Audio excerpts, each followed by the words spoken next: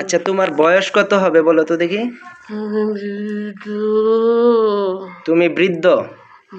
তোমার বয়স আছে না? তোমার বয়স কত?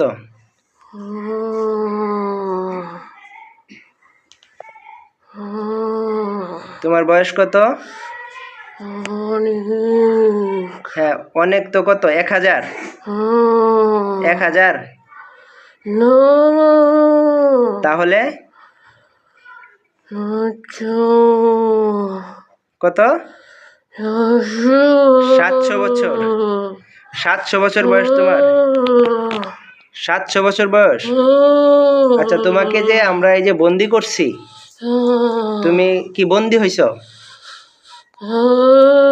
তুমি কি যাইতে পারবা এখান থেকে?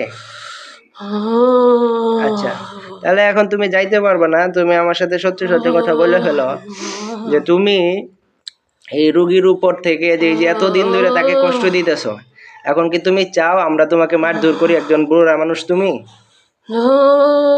হ্যাঁ? তোমাকে মারধর করি, এটা চাও তুমি? হ্যাঁ, চাও?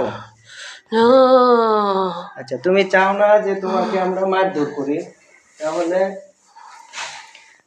তাহলে তুমি এখন কি করবা? ফয়সালা করো।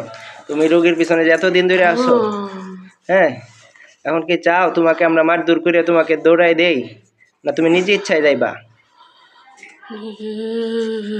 নিজের ইচ্ছায় যাইবা? তাহলে যদি মুসলমান হইতে পারো তাহলে দুনিয়া আখিরাত পুরাটাই তোমার সফল হয়ে যাবে। তুমি সারা জীবন যা করছো সব গুনাহ মাফ হয়ে যাবে। তুমি কি মুসলমান হইতে চাও? হ্যাঁ, মুসলমান হবা তুমি?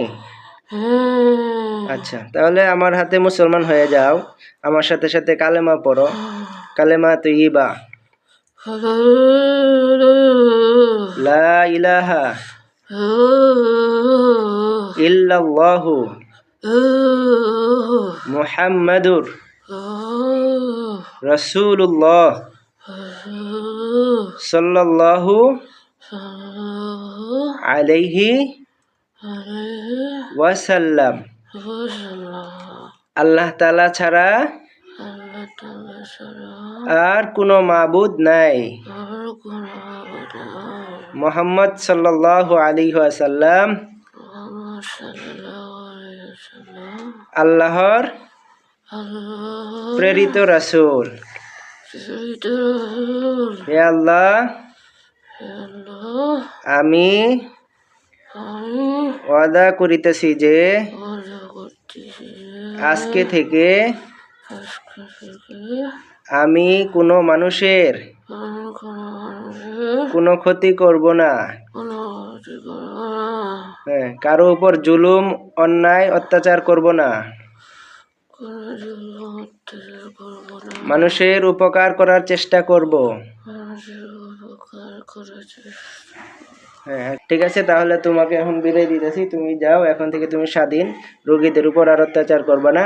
হ্যাঁ, মসজিদে থাকবা। ঠিক আছে? তোমার খাবার দাবারের ব্যবস্থা আল্লাহ তাআলা করবেন ইনশাআল্লাহ। যাও, রোগীর কাছ থেকে বিদায় নাও। বিসমিল্লাহ, আল্লাহু আকবার।